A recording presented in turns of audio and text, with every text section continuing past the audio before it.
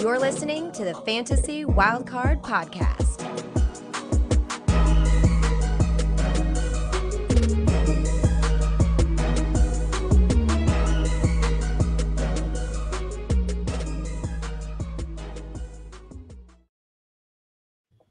Good evening, welcome to the Fantasy Wildcard Dynasty Show. I'm your host this week, Kev. You can follow me on X at Dynasty_GOAT. We have got the best two from Fantasy Wildcard with us tonight. We've got myself, obviously, because I've already introduced myself, but we've also got another handsome chap with us tonight. We've got Ali, who you can follow on X at FF Dynasty Grill.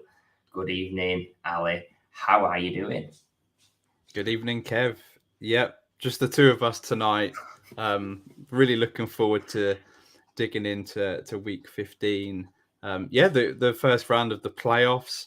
Hope it went well for you, mate. It was a mixture for me. I think 1-3 and lost 2, but I've got plenty of buys that I had. So not bragging about it, but I'm still well in contention for some ships this week. And squeaked through in the Scottish Bowl. So we're still going on a few fronts. How about yourself? How was your weekend? I know we're not going to talk about real life with the Eagles. We're talking fantasy tonight. Don't worry, mate. Thank God for that. In terms of the weekend, I think all you ever want in your playoffs is just a 50-50 split, because they are coin flips. You just want, if you're in 6 games, you want to win 3. If you get more than 3, brilliant. But if you end up with less, it's just a nightmare. I think all competition, I think I was in 8 and got through in 4, which is bang down the middle. But the most annoying thing was 2 of the Dynasty leagues where I lost. I was the 3 seed playing the 6 and got absolutely smashed in one of them, and I think less than a point in the other. So, and I see loads of that in the leagues, actually. Loads of 3 seeds losing, and we preach the importance of the bye week. So it wasn't a shock to go out in them leagues. But it's always tough when you've scored several hundreds more points over the season and go out to these 6 seeds getting hot. I know you were mentioning about our former co-host Matt's getting hot in a league, which you're in the playoffs and looking to face him. So, just if you are listening, Matt, Ali's very scared of you this week. So, interesting to see who wins that one. And obviously, the time of season, it's a great time for trades, for winning ships, for clinching 101s if there's some sort of bracket or whatever you do, or if it's just finishing bottom, then that's done and dusted. But we'll be recapping week 15 of the Dynasty season. There's been lots of standout performances, and you'll notice there's only 2 of us tonight. There's no Mags, unfortunately. In England, we have this thing called Mad Friday, where everybody, like the tradesmen, they break up for work and go out and get drunk in pubs, etc. In Scotland, they have the Mad Monday, Tuesday, Wednesday, Thursday, Friday. Go out all week and get smashed. But on a serious note, Max is under the weather tonight, so hopefully we can give a bit of festive cheer, getting back on track for Christmas and doing proud. We promise we won't grief him too much. Maybe we will. But the reason I mention Mags is he picked out this first guy, and I think if he didn't pick him out, then Ali would have picked him. And if he wouldn't have picked him out, I would have picked him as well. So, James Cook, what a performance against the Cowboys. The greatest team, the greatest defense in the league, as some people put it, with all those amazing weapons. I think running back 2 on the week because of McCaffrey, 36.1 fantasy points. But I think the biggest thing that stood out was 200 plus all-purpose yards against this amazing elite defense. Now, James Cook is someone that I was kind of high on going into the draft last minute. Got that intel that it was going to be taken high. And then, for whatever reason, I just didn't fancy him at his cost. I've not got any shares of him in Dynasty. But boy, I wish I did have some shares of him in Dynasty. Running back 7 on the season. Who would have thought that for James Cook? Especially if you think about 4, 5, 6 weeks ago, he was considered, I don't know, in that running back 20 range in Dynasty. And now he's vaulted right up there into that sort of top 12 range. And running back 7 on the season, running back 12 in fantasy points per game. I think it's an excellent season for him in his is it his rookie season or his sophomore? I can't remember. Rookie season, isn't it? No, it's not his rookie season. Is it the same as Rashad White, isn't it? Yeah. It's his second season. I think that might be an interesting question we come to with him or Rashad White. But I think before we get to that, I just want to come to your thoughts on, first of all, how you think he performed. Am I right in thinking you've got one share just in case of him, or maybe not? But yeah, just what are you thinking to how he's been performing and where you're actually standing on him in Dynasty? Have you changed your view? Are you happy to dive in? Is he a value, or is he someone that's a little bit of fool's gold? So yeah, I did have one share of him entering this season, and I was very happy. It was a league where I took him at the 110, and it was going with my motto of just in case, and it was a pick that I didn't want to make. I just wanted to have one share of him, and that was happened. It happened to be that position where I took him. Obviously, didn't do much really in his rookie season. I think you had Devin Singletary there, and I said from the start Singletary was the better running back, and he's been fine this year.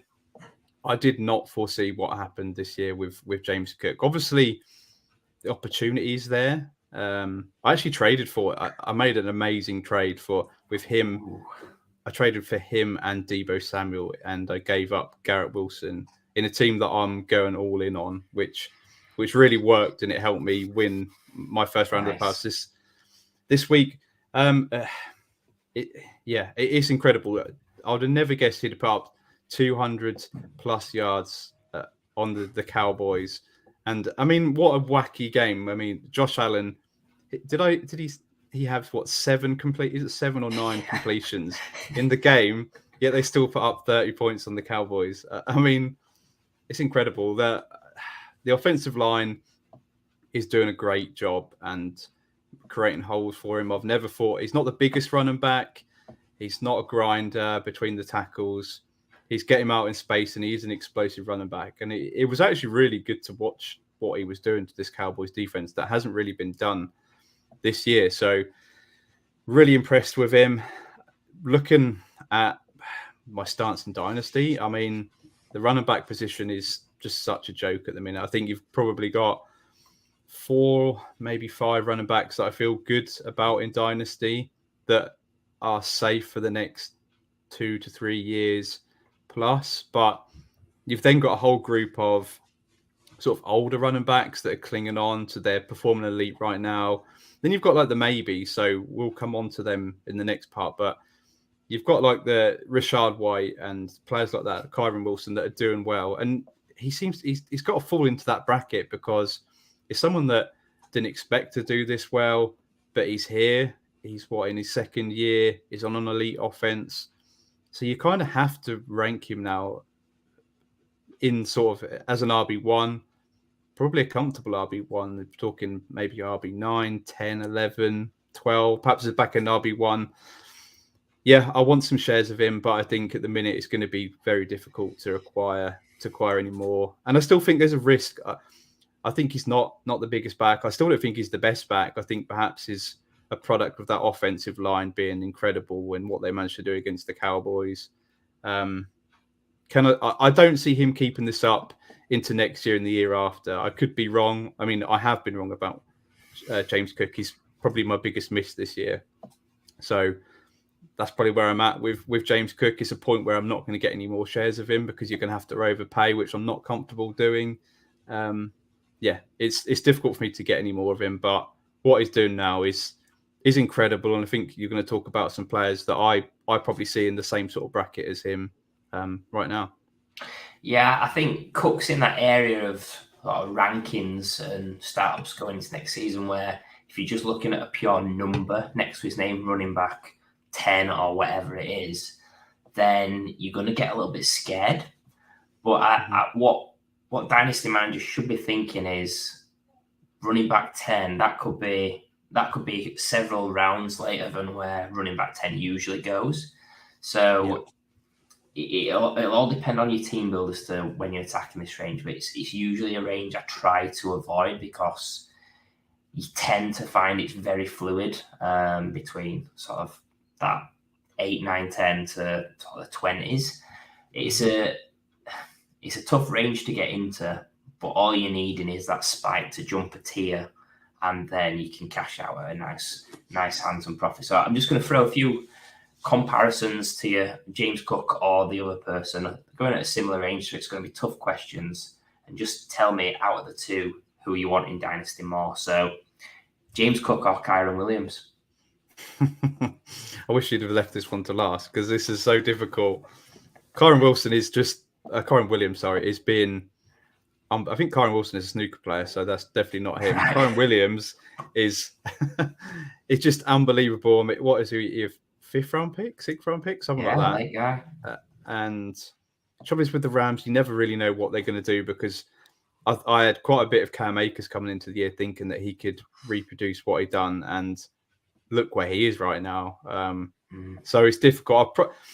I'd probably lean James Cook just because of the certainty of his situation. He's got another couple of years. What was his second round pick? Second or third, wasn't it? It was definitely day 2. Yeah. Just on that offense, I think there could be more moving parts going forward, but I think he's going to be secure. I can see them bringing someone else in, but I think the ceiling for Kyron Williams is higher, but James Cook, I think, has got more certainty going forward, so I'll take him. Okay. James Cook or Kenneth Walker? Yes, similar situation, and I'm a big Charbonnet fan, and it's been difficult seeing both of them sort of underperforming a bit this season.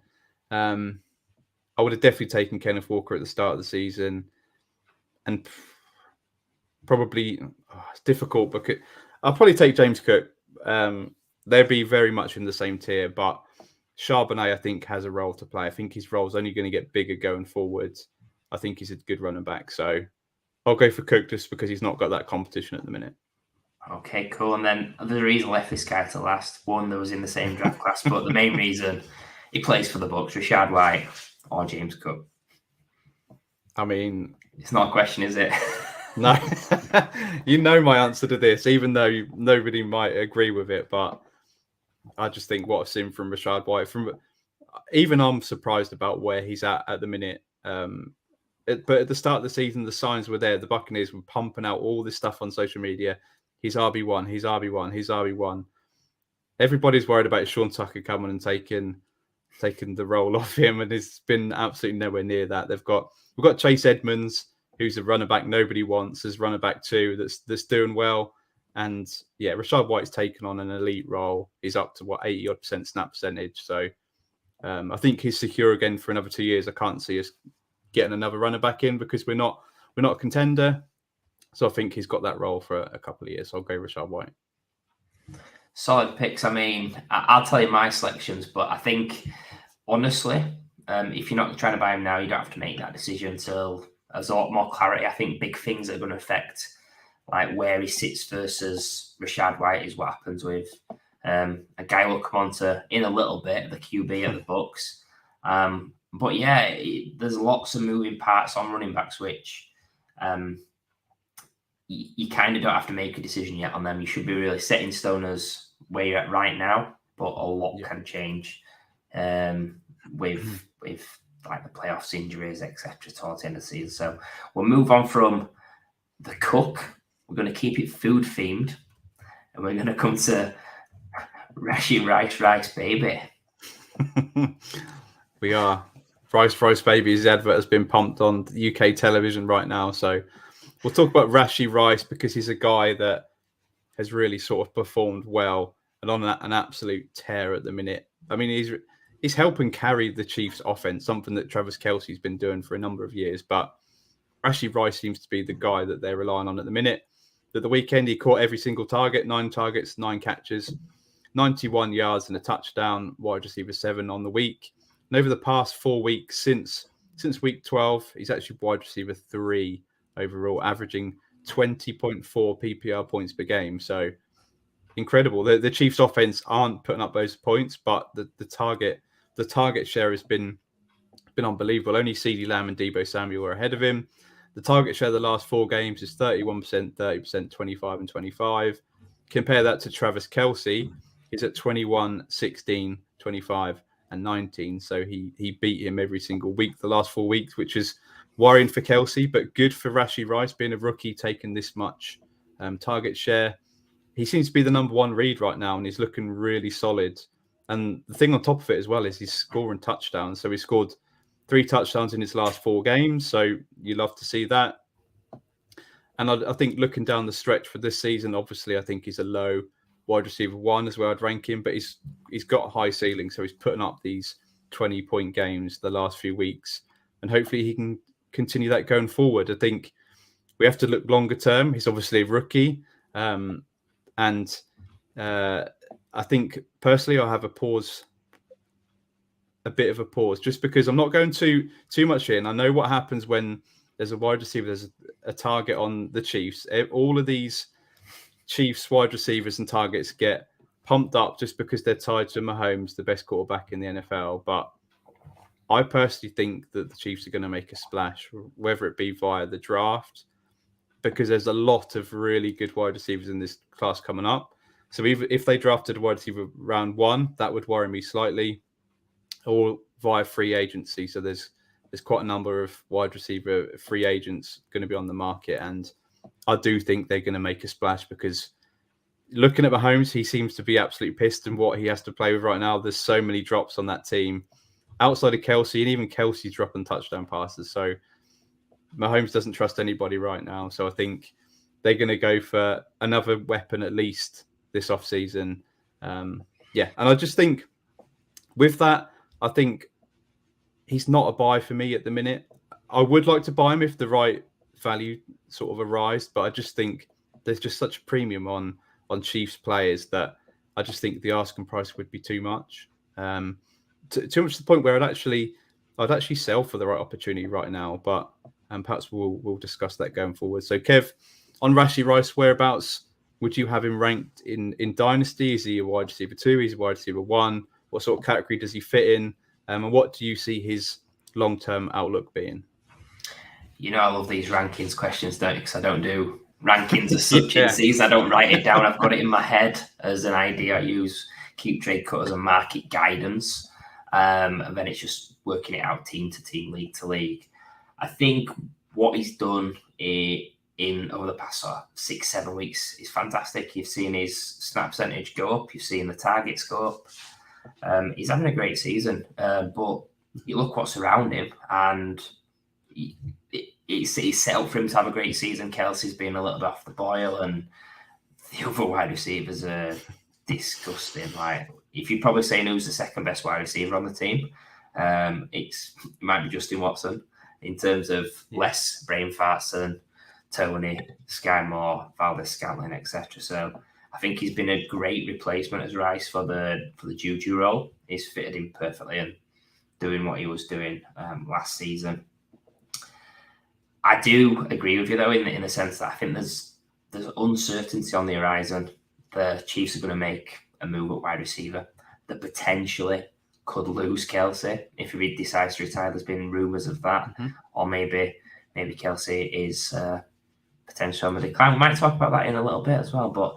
I think if you've got him, it's potentially worth seeing what's out there. Could you sell him for, I don't know, a mid to late first? Are people really buying into the hype that, the Kansas tax where everybody gets the inflated price? It's usually good to have Chiefs players because they tend to be overvalued, tied to Mahomes, etc.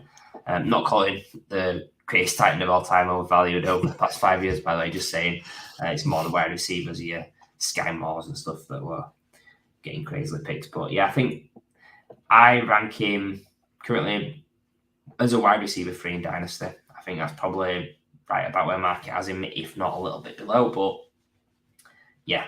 I'm happy if I've got him, but I'd also listen to see what else is out there. I don't think he's a wide receiver 1 on the team. I think he's a great compliment. Like, you look at the types of stats he puts up. He's not explosive after the catch. He's not like an absolute unit, 6'5", 230-pound guy like Mike Evans. He's not a small chief.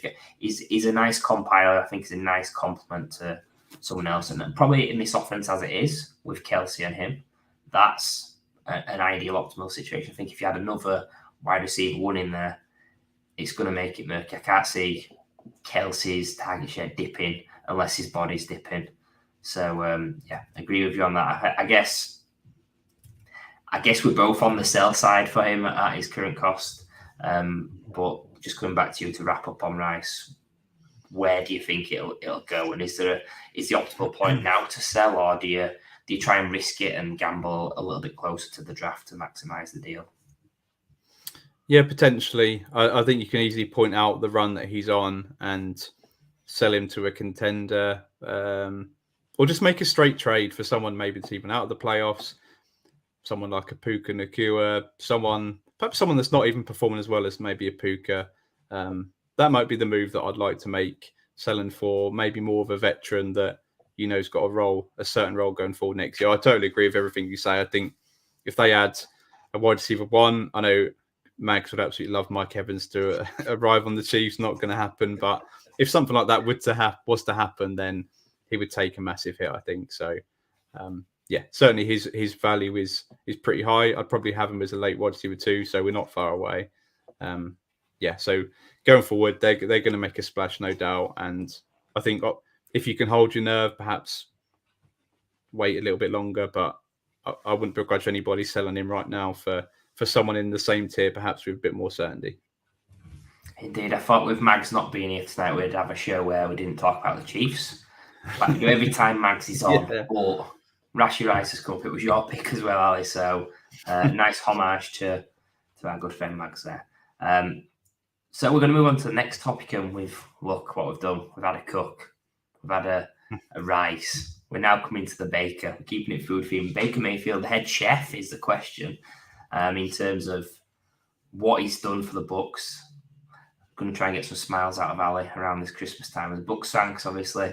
Baker Mayfield's on a tear. He's had a fantastic game this week in QB2 on the week, 29 fantasy points, which for a pocket passer is pretty awesome. And then looking at the wider numbers of what he's done this season, QB 14 overall, QB 18 in fantasy points per game, but actually you can spin that however you want. You can say he's not got a higher ceiling, but you can also say he's played all the games. He's showed that durability to weight up in that sense. So I'm really impressed with him. I think what poses the biggest question for me with Baker is that contract. He's on $4 million 1 year deal. That's not going to be the market going into next season, especially if the Bucs do make the playoffs and knock out the Eagles in round one as they have done previously. So I guess it all comes down to the contract. What happens with him? Will he stay in Tampa? It could be his best spot to maintain a role as a starter going into next season with plenty of exciting rookies potentially coming into the NFL. So I'll come to you, Ali. You're the man in the know for the Bucs. Will he be the starter next year for the Bucs, or if not, will he be a starter anywhere? I would probably, if you asked me this a few weeks ago, I would have said I'm leaning no. And I think rather harshly, maybe he's played pretty well all year. His stats are great: 24 touchdowns to eight picks, which is maybe up there with the best season of his career. I think if he gets us into the playoffs, I think it's certain that we will try and make him our starter going forward for perhaps a couple of years. I'd be pretty happy with that. I think that Baker Mayfield's just had a child. I don't know. I think it might be his first child. I think he's incredibly happy. He's preached for the last few weeks. He's really happy in Tampa. He feels like it's a family. The organization are treating him really well. So I just think everything is that there's a harmony right now, and the team is winning. And actually, for the first time this week, we actually look pretty good, almost on both sides of the ball, which has not been the case. Our offense has absolutely stunk this year. So it's been refreshing to see that us actually scoring touchdowns. So I think in a couple of weeks' time, if we've secured the playoffs, whether it be via division win or we're actually almost ahead in the wildcard chase now, then I do think he's going to be the star. I think he would probably take less to stay in Tampa because he's very happy here. I think he's settled here. So with that, I think I've got more confidence in him being the Bucs quarterback. And with that, I think our priority is going to be locking down Antoine Winfield to start off with. But I think Mike Evans is going to be the next priority, and they're going to get that done. I think he's going to be a Buccaneer for life.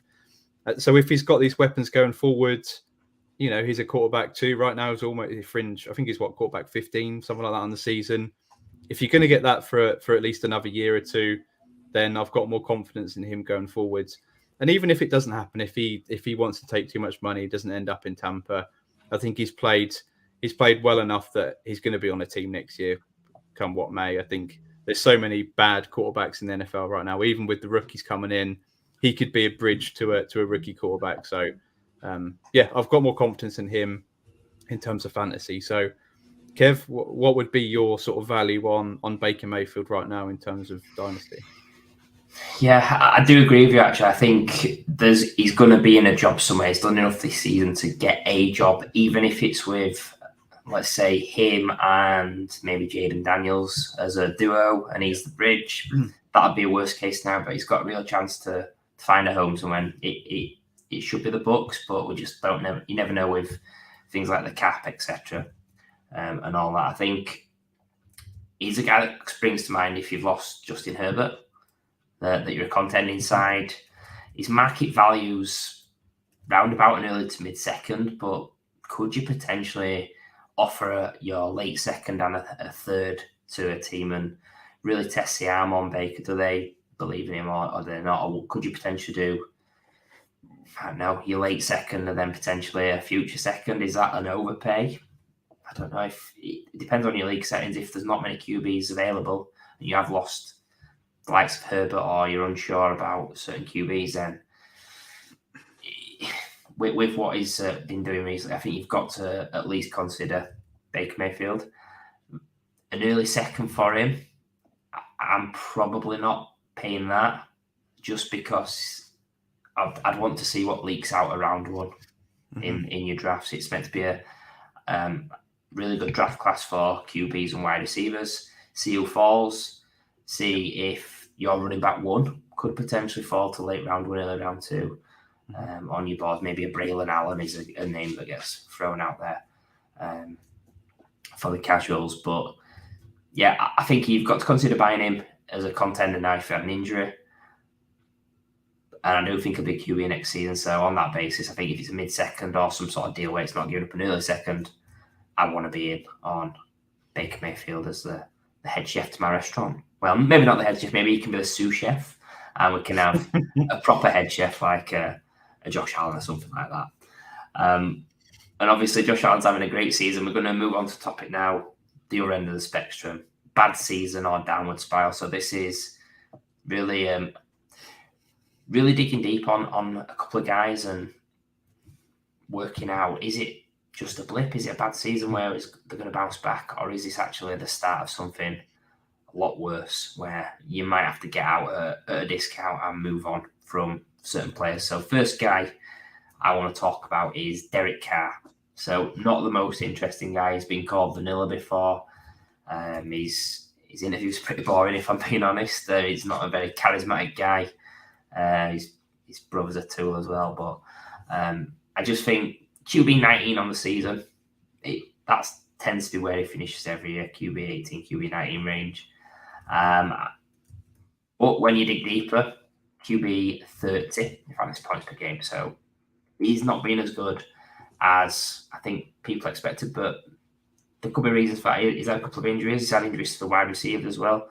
Don't think it's been too settled.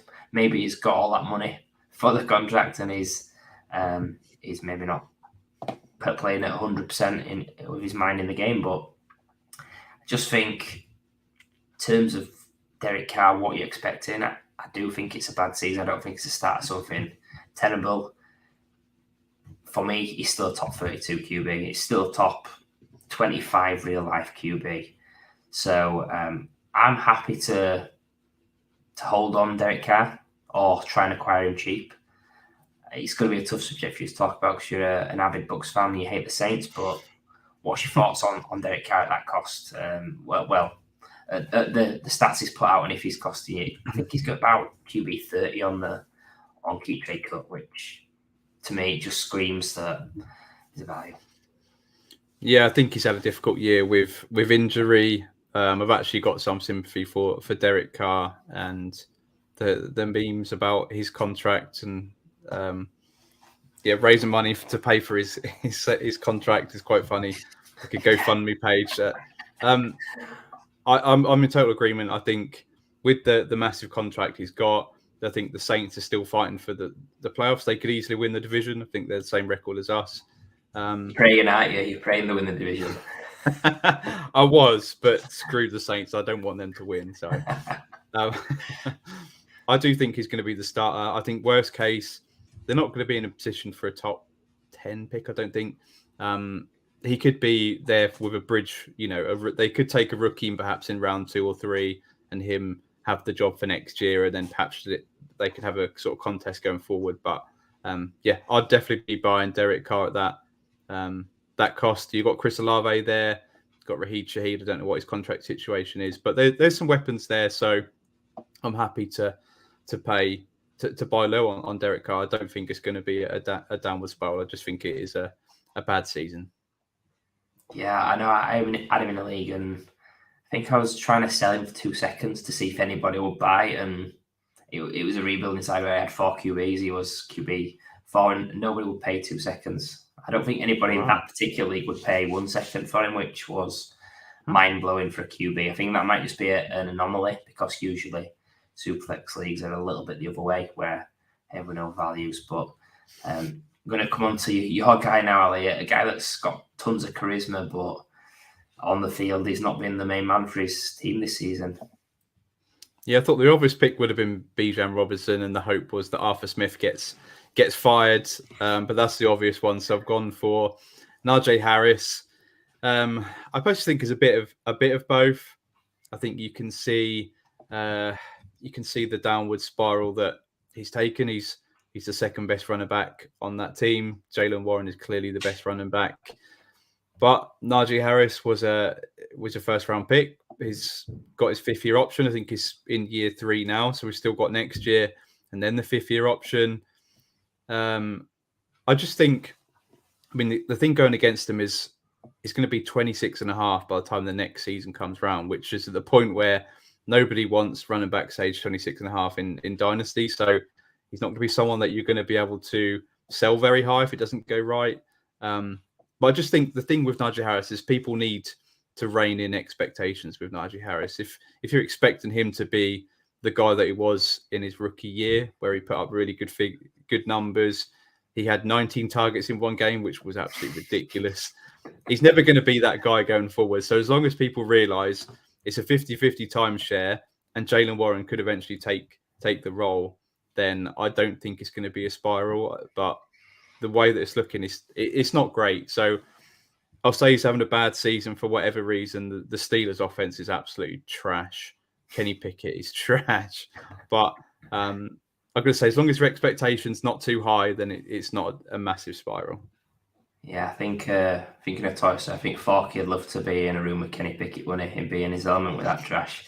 I've only got him in mind because I've been watching Toy Story 4. Well, his son has. Anyway, I think, Najee Harris, for me, it's slightly worse. I think downward spiral. The fact that he's going to be 26, running back 31 on the season, running back 39 in fantasy points per game. Actually, the offense were better with Matt Canada than it has in the switch. Just looking at the big pictures of the offense as a whole, I'm worried. I think he is a volume guy. He's shown to be non-explosive. He's shown to he had his best season, like you mentioned, when he got 19 targets or receptions in that game with Big Ben. So I'm really worried. I can only see his value going one way. I think the market's down on him, so it's a tough spot. I think he's on a downward spiral, and you've just got to hope he has some sort of boom game and he can get off soon. I don't know how you're going to spin it, but maybe he has a big game and you just potentially sell low now. I can, in my view on that. But I think it brings us on to final guy. I'll wrap up on this topic because discussing the bad season on a downward spiral, and it's a guy that maybe people don't want to talk about because of the affinity that this guy's been a mega star for the past 6, 7, 8, 9 years at the position, and someone that he'll have a lot more fans now from all over the world because of who he's dating. It's Travis Kelce. I mean, bad season on downward spiral. Travis Kelce, the tight end 2 on the season, the tight end 1 in fantasy points per game. How can you call it a bad season? How can you call it a downward spiral? I just think it feels different to me as a Travis Kelce owner. The fact that he's letting you down some weeks is 15.8 fantasy points per game. Yeah, it's great compared to tight ends, but previous years it's been giving you a 5-point buffer, 6-point buffer versus tight end 2. He's 15.8 fantasy points per game. It's his lowest for, I think, 6-7 years. So I'm not putting it down to a bad season. I don't think it's a downward spiral, but I just think that there's absolutely no chance that he's tight end 1 heading into next season. I don't think he'll be tight end 2. He's probably outside the top 3. Just thinking logically, people are going to put people have put Laporta there on his pedestal. I think McBride's going to be up there. Depending on what Kincaid does, he might get up there, but probably not. Brock Bowers is coming in as tight end rookie that's meant to be amazing. So, yeah, value-wise, he's gone as Kelce is going to be tight end 4 in my eyes going into next season. I think it's a bad season. I think it's potentially the start of a downward spiral, but yeah, it is a tough one because you're keeping him. You know that you've not got the value that you once had, and you're potentially not getting the buffer, the advantage over the others as well. So, yeah. What's your thoughts on Kelce? Sad subject. Cruel summer. Yeah, so it reminds me of being on a roller coaster, and when you're slowly ticking your way towards the top, and that drop is coming. I think we're getting right towards the horizontal bit where you're about to drop. I think it's a slow fade, but it's coming fast. I completely blame Taylor Swift. Whether she's keeping him up at night time, I don't know. But yeah, I tweeted out yesterday that looking at weeks 1 to 15, I mean, you've touched on it. Last year, he was averaging 19.9 points per game. He's now down to 15.8.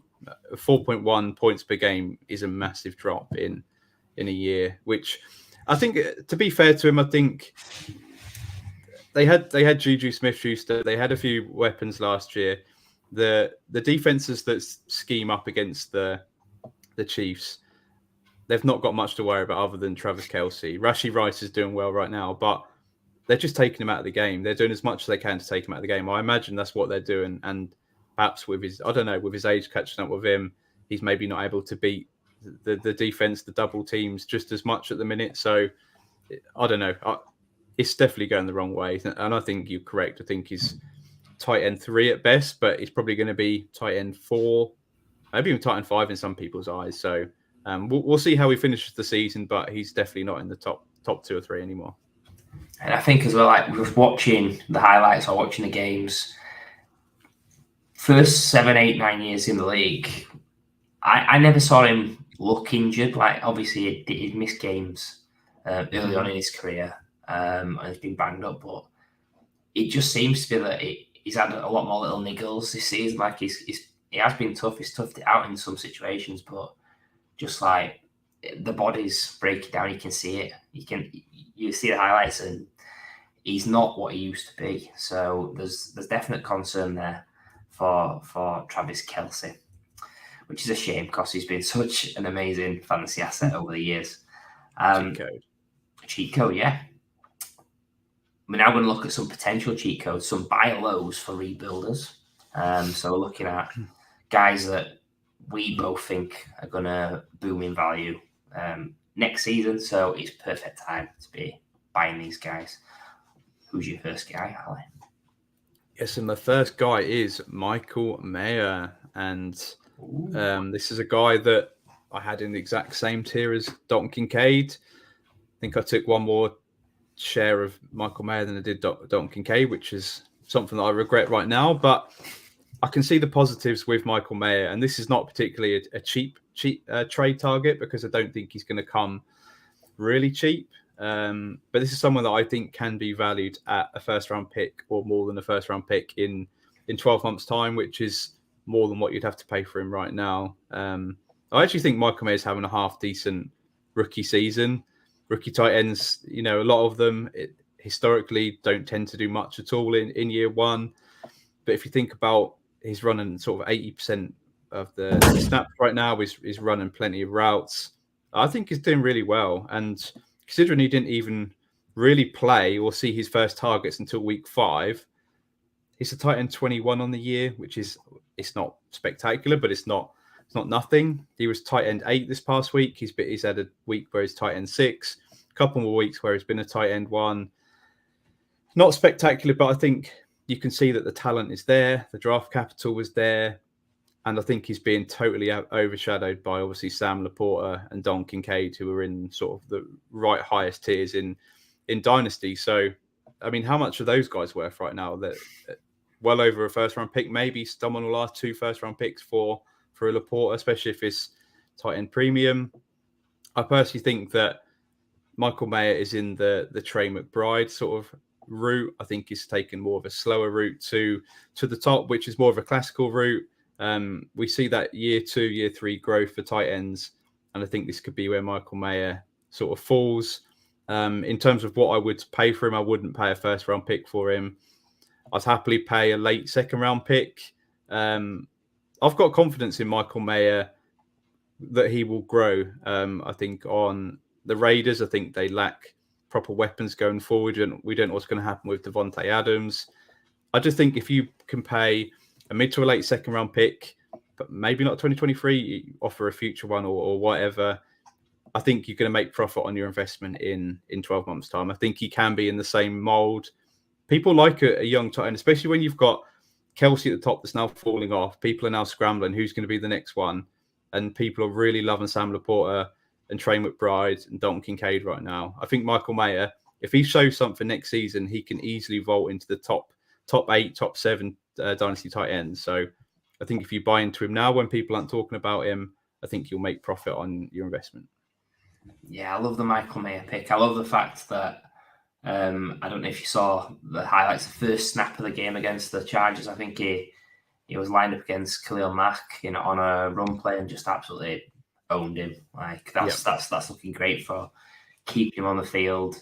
It does worry me slightly that if he's such a great blocker, he's going to go down the George Kittle route potentially as a high end expectation of being a great real life guy, maybe more boom bust in real life. But what's to say in a year's time he's in that top 5 consideration? I think as prospects, him, Laporta, Kincaid were all similar for me. So it's an ideal pick. I'm actually writing an article for DLF, which is due out later this week. Humble brag, nice plug, etc. And Michael Mayer I've listed him as a rebuilding target. So nice. Just going to give you a little clap for that, Ali. Well done on that. So I completely agree. Tight end 11 is a bit of a steal for Michael Mayer. Guy that I think is a steal is T. Higgins, wide receiver 22. He's too low. I mean, that catch he made this weekend, that circus catch with the body control and the awareness to get a touchdown was immense. But this is a guy that's been considered top 8, top 10 previously. I think there's upside if he moves teams to become the alpha as such, the number 1 on a team and not be overshadowed by Chase.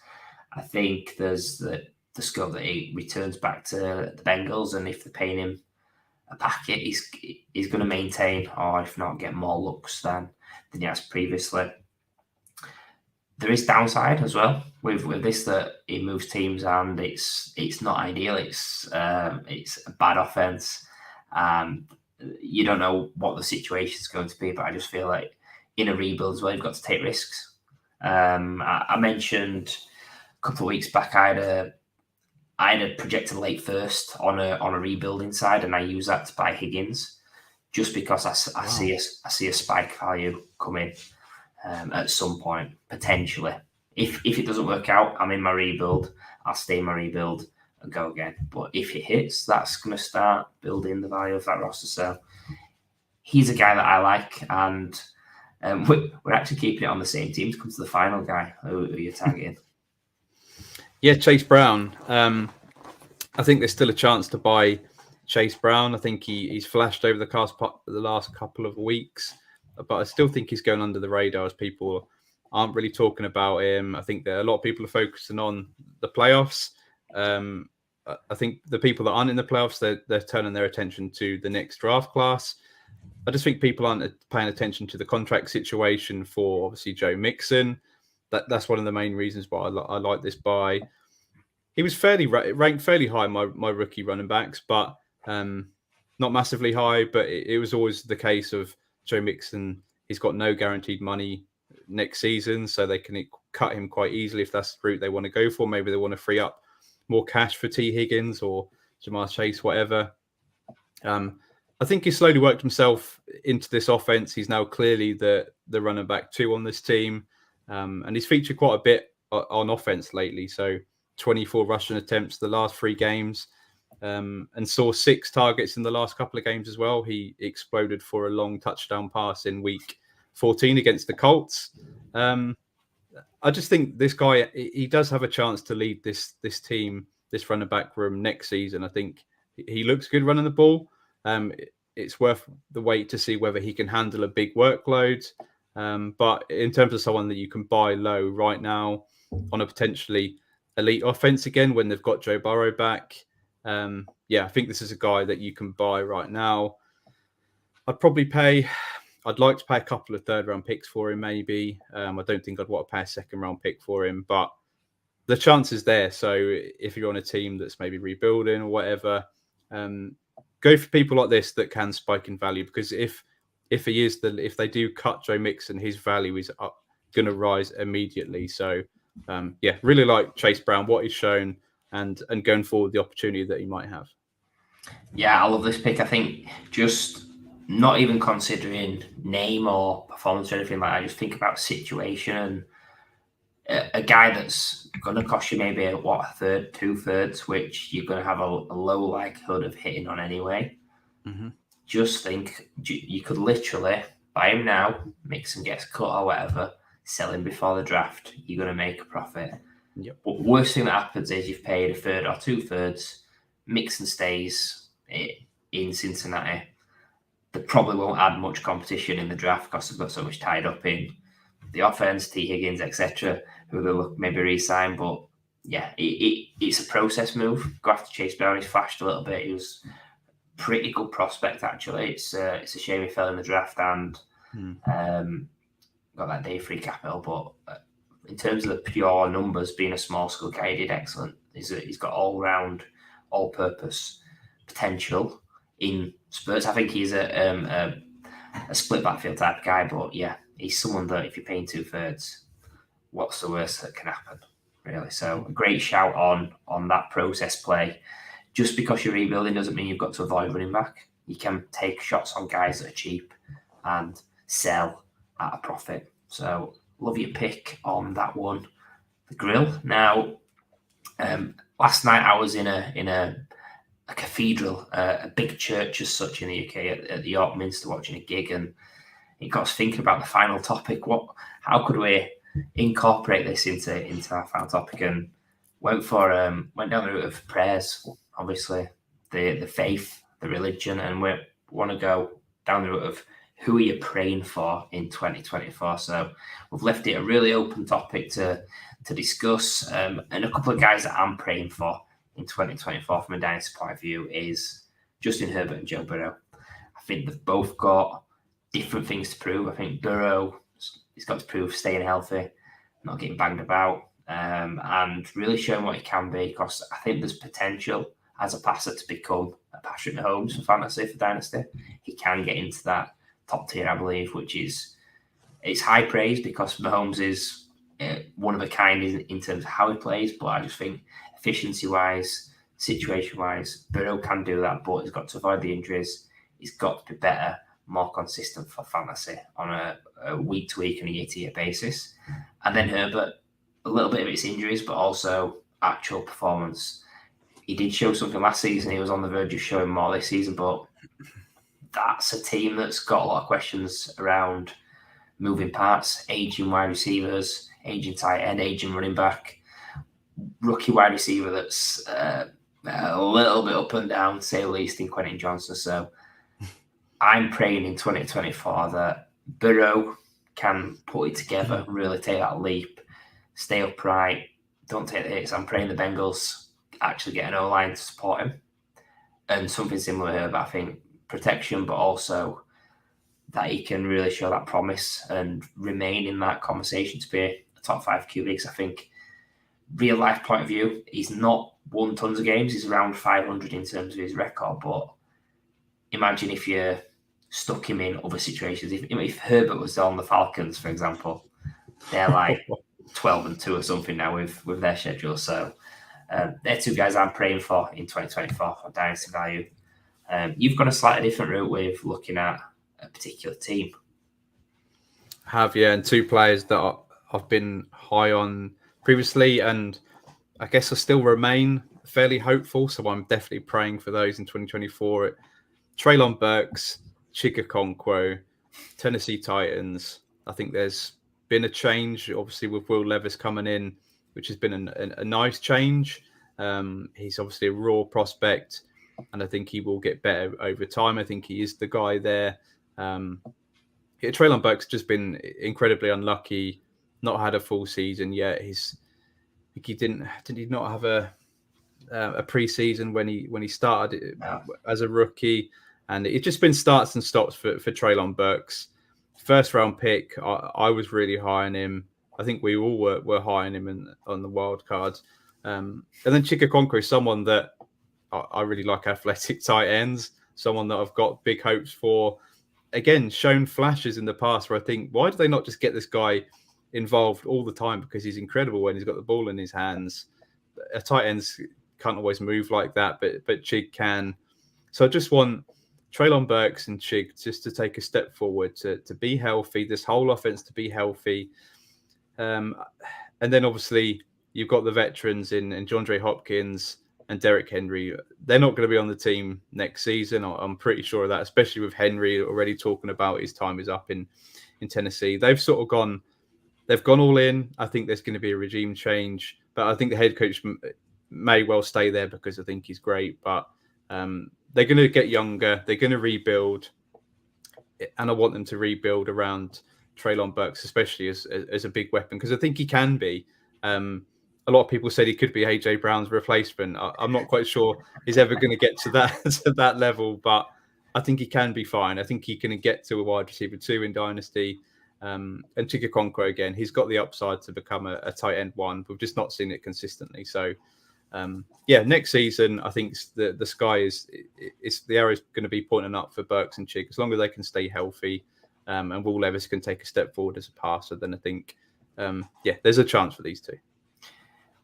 Yeah, I think making prayers for those guys is a good one, because what they've shown in certain parts has been great, but a lot of it has been blank spaces on the stat sheet as such. So agree with making prayers for Burks and Okonkwo. I think also making prayers for Derrick Henry and Luke Hopkins, because obviously they've been amazing fantasy contributors in Dynasty over the years. The end is near, but we're just hoping if you're owning a lot of those guys that they've got one final hurrah into next season. Will it happen? I think Henry could be done, but we'll have to see with Hopkins. But prayers up on the Titans, key weapons as such. And I think we're going to talk about the last player before Christmas. We've got to talk about the main man. The fans want it. Who we're praying for in 2024. This is going to be someone that's high on everybody's wish list. It's Bijan Robinson. He's a guy that, he's had a pretty good season. Running back 12 on the year. If you're looking at pure numbers, running back 20 fantasy points per game, which isn't as great. But we're praying for a new regime, a new situation to really see that full potential. I think if he has a bad or an average 2024, I don't think people are going to be worried, because he's going to maintain the values with the prospect he was and the name value he's got. But if you've taken Bijan, you need to see the rewards pretty soon, because holding these running backs at the top, if they're not giving you those numbers, you're way behind the team that's got McCaffrey or the team that's got Gibbs or A Chain.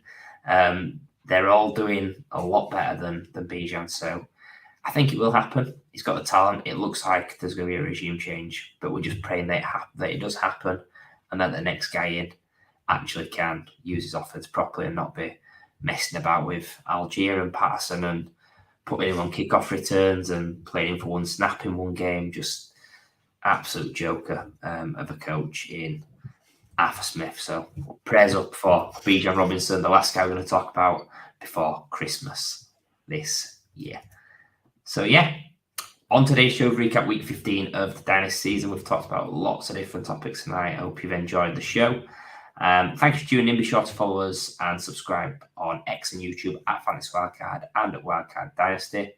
Do continue to join us for every show. We drop it every Tuesday. We'll be doing it again next week. So close after Christmas, we're going to stay committed to the cause, get you on the pathway to win those ships. So yeah, thank you once again. Have a good one. And we'll see you again very soon.